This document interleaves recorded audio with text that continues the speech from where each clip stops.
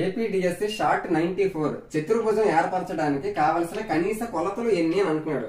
Options ఏమో ఈ విధంగా ఇచ్చాడు. ఒక క్వాడ్రిలాటరల్ చతుర్భుజం ఏర్పరచడానికి మినిమం మెజర్మెంట్స్ ఎన్ని ఉండాలి అని అంటున్నాడు. మనకి కనీసము 5 కొలతలు ఉండాలి. Option 2 is the correct answer. ఎందుకో చెప్తాను చూడండి. మనకి సపోజ్ 1 2 3 4 ఒకవేళ 4 భుజాలు ఇచ్చి ఒక కర్ణం ఇచ్చినా చతుర్భుజం ఏర్పరచవచ్చు. లేదా 2 కర్ణాలు ఇచ్చి 3 భుజాలు ఇచ్చినా 2 కర్ణాలు ఇచ్చి 3 భుజాలు ఇచ్చినా చతుర్భుజం ఏర్పరచవచ్చు.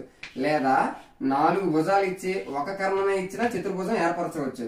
లేదా ఇంకా 3 కోణాలు ఇచ్చి 2 కర్ణాలు ఇచ్చినా 3 కోణాలు ఇచ్చి 2 కర్ణాలు ఇచ్చినా ఏర్పరచవచ్చు. కాబట్టి ప్రతిసారి మనకి ఎన్ని వస్తున్నాయి చూడండి. అన్ని దగ్గరలో 5 కదా వచ్చింది. ఒక చతుర్భుజం ఏర్పరచడానికి కనీసం ఎన్ని కొలతలు ఉండాలంటే 5 కొలతలు ఉండాలి. Option 2 is the correct answer. Thank you.